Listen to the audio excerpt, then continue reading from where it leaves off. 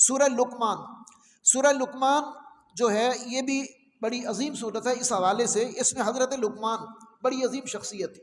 اچھا، یہ نبی نہیں تھے اور اتفاق سے کسی نبی کی دعوت بھی ان تک نہیں پہنچی، یہ ایک سلیم الفطرت انسان تھے، ایک نیک انسان تھے۔ ابھی ذکر آیا نا فطرت اللہ الذی فطر الناس علیہ، کہ اللہ نے انسانوں کو اپنی فطرت پر پیدا کیا۔ تو انسان اگر خود سے غور و فکر کرے اور اس کی فطرت مسخ نہ ہوئی ہو اور اس نے کسی کا اثر قبول نہ کیا ہو، تو پھر وہ ان حقائق تک پہنچ جاتا ہے جن تک حضرت لقمان پہنچ گئے۔ اب حضرت لقمان ایک وائز مین تھے، وائز مین حکیم اور دانا اور سمجھدار انسان۔ اب یہ اپنے غور و فکر کے نتیجے میں کہاں تک پہنچ گئے؟ اب ان کی نصیحتیں ہیں جو ایک رکوع کے اندر بیان کی گئی ہیں، بس وہ میں نصیحتیں آپ کو پڑھ کے سناتا ہوں۔ بلکہ یہ ہر والدین کو یہ نصیحتیں یاد ہونی چاہیے کہ ایک ایسا شخص جس کے پاس کسی نبی کی دعوت بھی نہیں پہنچی اور نہ وہ خود نبی تھا، محض ایک سلیم الفطرت انسان تھا، وہ غور و فکر کے نتیجے سے کن باتوں تک پہنچ گیا، اور اس نے پھر اپنے بیٹے کو جو نصیحتیں کی، اور وہ نصیحتیں بڑے پیارے انداز میں، اے میرے بچے، اے میرے بچے، اے میرے بچے، یا بنیا یا بنیا یا بنیا۔ ماں باپ کے سامنے بیٹا بے شک سفید بالوں والا بھی ہو جائے وہ بچہ ہی ہوتا ہے، تو اب اس انداز میں وہ نصیحت کر رہے ہیں۔ حضرت لقمان نے اپنے بیٹے کو نصیحتیں کی، اے میرے بیٹے، نمبر 1، اللہ کے ساتھ کسی کو شریک نہ کرنا، 100 باتوں کی ایک بات، ہر نبی کی دعوت اور سلیم الفطرت انسان کی بھی یہی دعوت ہے کہ اللہ کے ساتھ کسی کو شریک نہ ٹھہرانا، یہ بات ہو گئی۔ اس کے بعد اللہ نے حضرت لقمان کی وصیت کو تھوڑا سا روکا، درمیان میں اللہ نے وصیت کی، وَوَصَّيْنَا الْإِنسَانَ بِوَالِدَيْهِ، اللہ کہتے ہیں ہم نے پھر وصیت کر دی۔ جب حضرت لقمان بچے کو نصیحت کر رہے ہیں، اللہ کا حق یاد دلا رہے ہیں، تو اللہ نے کیا مہربانی کی، اللہ نے جو ہے وہ بات کو روک کے والدین کا حق یاد دلا دیا۔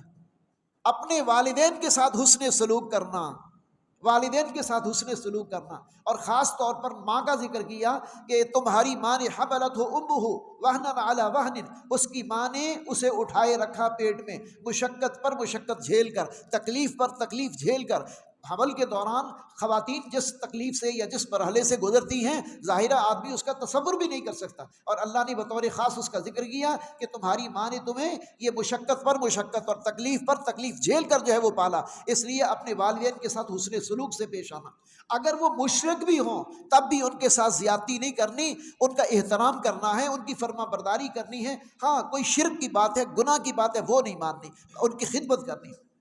تو یہ والدین کا حقوق آگے درمیان میں۔ اس کے بعد پھر حضرت لقمان جو ہے وہ اپنے بیٹے کو نصیحت کر رہے ہیں، کہتے ہیں یا بنیا، اے میرے بچے، یاد رکھ کہ سارے اعمال جو ہیں وہ محفوظ کیے جا رہے ہیں۔ ان تکن مثقال حبۃ من خردل فتکن فی صخرۃ او فی السماوات او فی الارض یأتی بها اللہ، تو کوئی بھی عمل آسمانوں کے اندر جا کے کرے، پہاڑوں کی کھو کے اندر جا کر کرے، سمندر کی گہرائیوں میں جا کے کرے، جہاں بھی کرے گا تیرے اعمال تیرے سامنے لائے جائیں گے اور تجھے ان کا حساب دینا ہوگا۔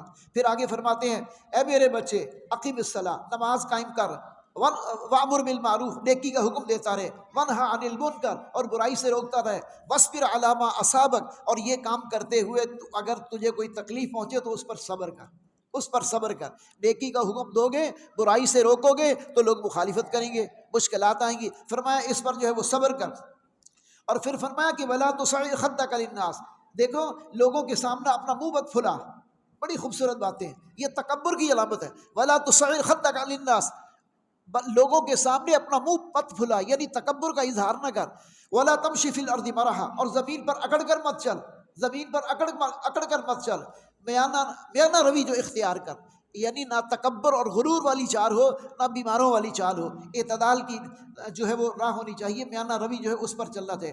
آگے پھر فرمایا ولا تصعر خدک للناس ولا تمشی فی الارض مرحا انک لن تخرق الارض، میانہ روی چلو۔ اور اس کے بعد فرمایا کہ اپنی آواز کو اونچا مت کرو، اپنی آواز کو اونچا مت کرو، ان انکر الاصوات لصوت الحمیر، بے شک سب سے اونچی آواز تو گدھے کی ہوتی ہے۔ اگر زور سے بولنا کوئی کوالٹی ہے، اگر زور سے بولنا کوئی اچھی بات ہے، تو پھر گدھا تو سب سے زیادہ اونچی آواز نکال لیتا ہے، پھر اس کی آواز تو پسندیدہ ہونی چاہیے۔ نہیں، ان انکر الاصوات لصوت الحمیر، لوگوں کے سامنے سب سے زیادہ ناپسندیدہ آواز کس کی ہوتی ہے؟ گدھے کی ہوتی ہے۔ تو اونچی آواز سے کچھ نہیں بنتا، آدمی جو ہے اپنا کردار پیش کرے۔ اچھا، آخری رکوع جو ہے اس کے اندر بھی پھر بڑی خوبصورت بات آئی ہے کہ دیکھیں 5 باتیں ایسی ہیں جن کا علم سوائے اللہ کے کسی کو نہیں. 5 باتیں آخری رکوع کے اندر فرمایا ان اللہ عندہ علم الساعہ، بے شک اللہ ہی ہے جس کے پاس قیامت کا علم ہے. قیامت کب آنی ہے؟ اللہ کے رسول صلی اللہ علیہ وسلم سے بھی پوچھتے تھے یسألونک عما یتساءلون عن النبأ العظیم، وہ پوچھتے ہیں آپ سے اس بڑی خبر کے بارے میں کہ وہ کب آئے گی، یعنی قیامت کب آئے گی. اللہ کے رسول صلی اللہ علیہ وسلم نے بھی کبھی اس کا جواب نہیں دیا، فرمایا کہ اللہ اس بہتر جانتا ہے، اللہ کے پاس غیب کا علم ہے، قیامت کب آئے گی. تو سب سے پہلی بات ان اللہ عندہ علم الساعہ، بے شک اللہ ہی کے پاس ہے غیب کا علم. دوسرا وَيُنَزِّلُ الْغَيْثَ، اور وہی نازل کرتا ہے بارشیں. بارشیں بھی اللہ ہی نازل کرتا ہے، دنیا کے اندر کوئی بارشیں نازل نہیں کر سکتا. یہ ٹیمپریری جو تھوڑا بہت چھڑکاؤ کرتے ہیں اس پر کتنے وسائل خرچ آتے ہیں، اور اس کے بعد جو ہے وہ بھی مطلب ہے کہ اس کا کوئی فائدہ اتنا نہیں ہوتا جتنا کہ قدرتی طور پر ہواؤں کا اپنا بارشوں کا ہوتا ہے.